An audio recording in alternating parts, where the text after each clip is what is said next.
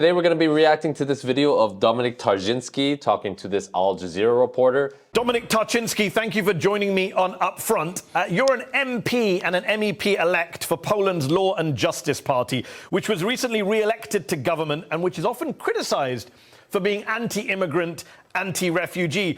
But actually, you're not anti-immigrant or anti-refugee. You're OK with white Christian immigrants from Ukraine. You've taken around 2 million of them in.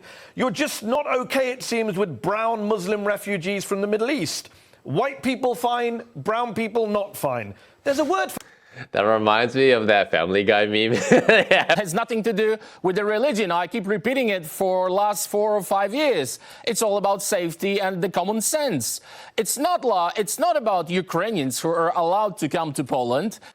This is also kind of a tricky thing because there is an extreme anti-Ukrainian sentiment in the country now as well. But I think it's totally okay if an Islamic country wants to say no Christian illegal immigrants into the country. I think countries should be able to do what they want to do. And if Poland doesn't want to accept Islamic illegal immigrants, I think they totally can do that.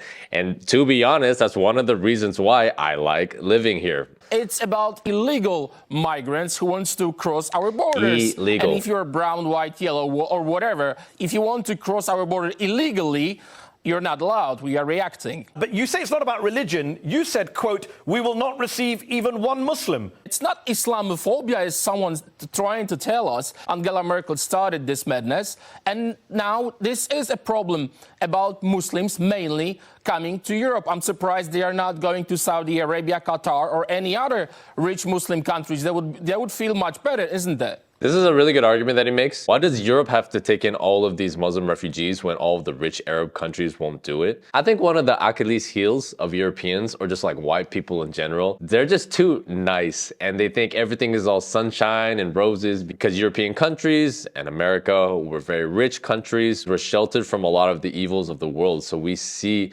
everything through these rose-colored glasses. But because Poland has experienced a lot of hardship very recently, they see the reality of the world. This is why I think the best countries are the ones that are like not too developed or not too underdeveloped, like right in the middle, and they're progressing upwards because they have a good balance of both values, both the modern values and the traditional values. The EU Advocate General, which advises the European Court of Justice, found this week that your country broke EU law in 2015 when Poland refused to share the refugee burden. So it's your country, your government, Dominic, that's undermining European values, European laws, not immigrants, not refugees, not Muslims.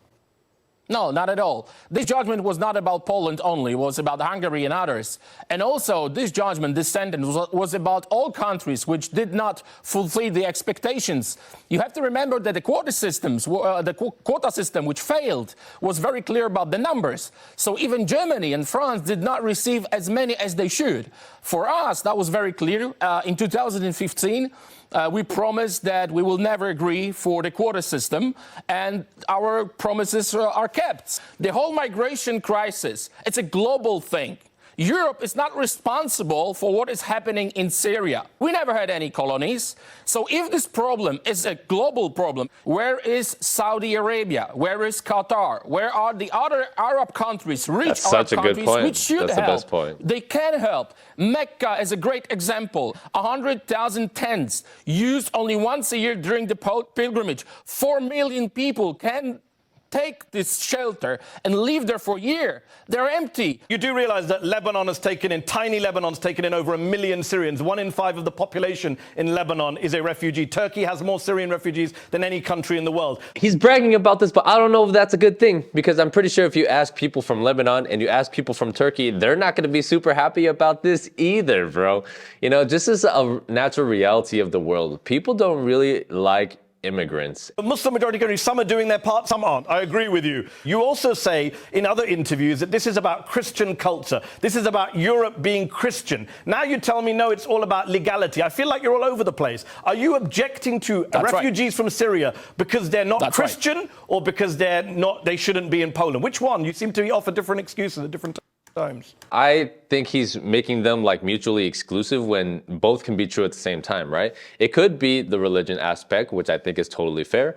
And it could be just the fact that they come from a third world country that Poland has no responsibility for, which I also think is totally correct. Every race has positive and negative stereotypes, and I think they all come from somewhere. One of the things that this guy is doing, and I've seen a lot of Muslims do this actually, every time there's a critical point criticizing the faith, or the religion, or the actions of other bad Muslims, instead of condemning those behaviors, they try to shift the goalposts and be like, well, what about those people? What about those people? Or try to pretend like these bad Muslims don't exist. That is actually one of my main problems. It's like tribal behavior. But this is not just for Muslim people. Polish people are like this with themselves. Christians are also like this. Conservatives in the US. It happens on both sides. Polish law is very clear about it.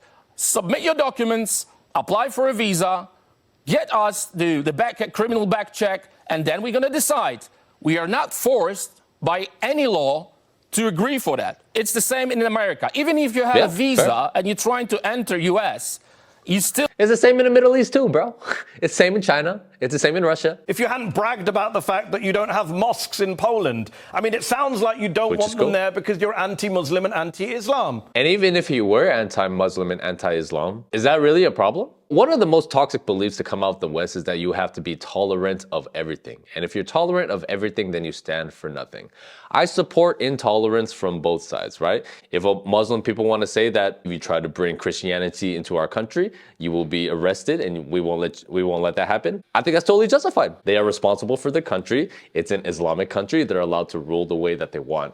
And I think the same thing should be applied for Christian countries. The problem is that Christianity promotes this savior complex and this victim complex. Because the whole entire story of Jesus is him essentially sacrificing himself for the good of the humanity. People say white guilt, but I actually think it's Christian guilt. Because Jesus sacrificed himself for us, we also have to be kind and sacrifice ourselves for the world. But that can only really happen in a safe society, a high trust society. When you're in a low trust society, that's how people get played. And if you're coming from a country and culture that is completely different to Western values, which a lot of Islamic countries are, then I see no problem in not wanting to mix. I think that's totally okay. Also, he's making a big distinction between illegal and legal immigrants, which I think is the right move. But a lot of these mainstream media outlets always skip over that point of illegal versus illegal, and they just make it about immigrants in general. And I think it's total BS. I used to live in London.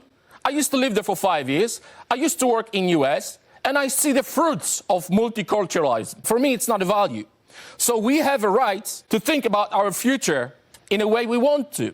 So Christian culture, Roman law, Greek philosophers, these are the virtues for us. It's funny that you mentioned. It's funny that you mentioned.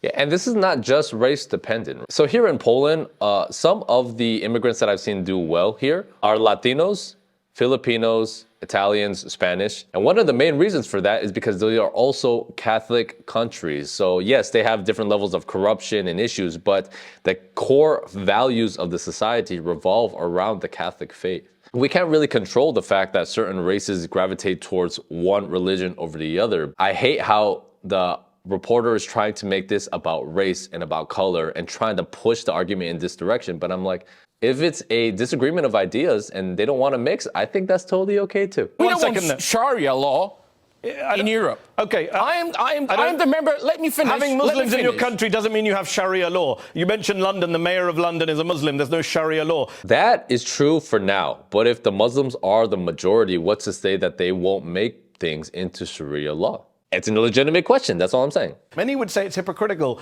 that you say you don't want Muslim immigrants in your country because they commit crimes, there's a security threat, and yet you hear exactly the same rhetoric about Polish immigrants in the UK from right-wing politicians and media there. You see what he did, right? He's like, you're saying all these things about Muslims, but what about Polish people in the UK? So he's like, don't forget about this issue. What about that issue over there? That's a problem. But you're totally moving the goalposts because we're not even talking about that.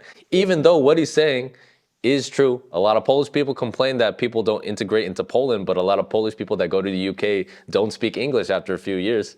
And that is a fair point. That is right. Say the Poles are groping women, they're feckless, they're criminals, they won't integrate. Don't you see the irony or the hypocrisy of treating Muslim immigrants to Poland in the same way that some Britons treat Polish immigrants? Okay, how many Poles blow themselves up in London or any other place in the world? That's the question I keep repeating. There is a lot of crime carried out by Polish immigrants. I'm not gonna lie. After COVID, when I go into big crowds or big events, I kind of get nervous.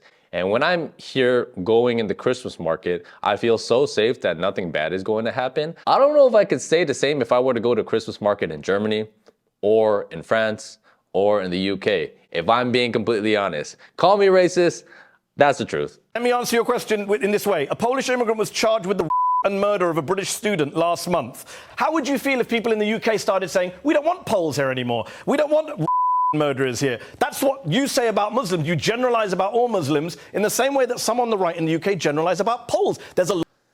I see what he's trying to say. If it's a one-off event, it's way different than it being a pattern. Something that white people do, and Asians do this too. When you call out a bad person in our group, we're the first ones to say, yeah, F that guy, he should go to jail. Whereas a lot of Muslims, like this case, will be like, okay, there are bad Muslims committing these crimes. And instead of accepting that this is a truth of a small population of the Muslim community, he totally deflects and makes it about other things or tries to throw it back at you and tries to make you feel bad for bringing up the point. So this is one of the big problems. It's the defense of the bad behavior and this tribal mindset where you cannot speak up against anybody else who is Muslim as well. And that, I think, is a problem. A lot of anti-Polish racism in the UK. Do you not see the irony that you're doing the same thing to Muslims as is done to Poles? Racism isn't bad if it's justified, though. This is one of the most controversial points that I make. Pattern recognition is not necessarily racist. If you walk into a nail salon and there's a bunch of Vietnamese people in there, you know you're gonna get nice nails at a decent price, right? Like, stereotypes aren't always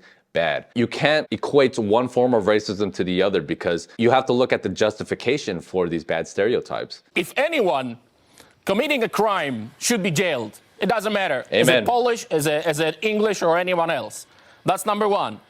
Crimes which you mentioned are not committed in the name of Allah. What's that got to do with the Polish side? I thought we were talking about security. Of Christ. Who cares? They are just criminals. What do you mean who cares? This is the essential problem because people who commit these crimes, these terrorist crimes, do so because of Islam. We talk about security threats, but why not? That's number one. Why not generalize? Why shouldn't British people generalize about Poles? You're generalizing about Muslims. Not all Muslims are terrorists, as you know. But most terrorists are Muslims. That's not true, as you know. In fact, that's not actually true. Most of the far-right terrorist attacks in the US this year were from far-right Christians. If they committed a crime, they should be. It's funny you say most terrorists are. You see what he's doing, right? But Dominic is like, if they commit a crime, they should be jailed. And then the other guy, the Muslim guy, is just saying, yeah, well, what about this? This racism is bad. You shouldn't be racist. Not once has he admitted to the bad population in the Muslim community committing these terrorist groups. It's always deflection. This year, one of the worst terrorist attacks that we saw was in New Zealand. Not Christians, mostly non-believers. One of the worst terrorist attacks this year, one of the most high profile, was the murder of more than 50 Muslims in New Zealand by a Christian far-right white supremacist. Yeah, and he's jailed. That's it. So what? So Muslims are jailed as well? What's your point? Should I blame all white Christians for what that man in New Zealand did? The difference between our reaction after the New Zealand was condemnation. I do condemn like that. I said. Everyone condemning it. After the terror attacks, we can hear from imams. That's the reaction. That's not they are true, happy, as you know. and they want to kill all the infidels. So that's a lie, the difference Dominic. between Western civilization. Imams across the world did not applaud terrorist attacks. You can just Google it. Just Google I it. don't know. I think the reporter is reaching because I think that is true. You've got hate preachers. There are hate preachers, what this sentence indeed. means? That's not all imams, though. You said all imams clapping. No, he didn't say all. Dominic. He didn't say all. After the He said Charlie some. Hebdo attacks, you had the King of Jordan. There you go. You don't have hate preachers in the Christian churches. That's not true either. I'll give the reporter this because there are people speaking in the Christian church that say hateful things too. I was a part of the Christian church. I had some bad experiences with religion as well. Attacks. You had the King of Jordan, the Prime Minister of Turkey, the Foreign Minister of Egypt, the President of the Palestinian Authority, numerous leaders from the Muslim majority world literally marched through the streets of Paris in solidarity with the non-Muslim victims of those attacks. I don't remember seeing you or any other member of the Polish government marching in Christchurch, New Zealand in solidarity with the Muslim victims this of that attack. solidarity. A Christian far-right nationalist carried out an attack in New Zealand. If you're saying Muslims should condemn a Muslim attack, which they did, why didn't you go to New Zealand and condemn that attack? Why didn't you march? Like, what does that have to do with anything? If you want to be a refugee, you have to flee to the first safe country, neighbor country. Then you have to apply. You have to prove who you are. And now we are having people in Europe, Poland is not a neighbor of Syria, without documents or with 5 passports, the same picture and different names. That's just a fact from our interior ministers. So it's all about safety. You are trying to put the whole subject in a box of Islamophobia. Even if no believer will gonna come, or Buddhist, we will not let him in if he's illegal. That's it. Let me go back to my question, which you avoided answering. The Christchurch shooter was an immigrant. He was a Christian. He was a white nationalist who killed Muslims. And he had on his weaponry references to a battle in which a king of Poland defeated Muslim invaders. He had the name of a Polish military commander on one of his weapons. Bro. So I ask again, why didn't you, according to your own logic, go to Christchurch and disown him? Say this has... The same argument can be used the other way around.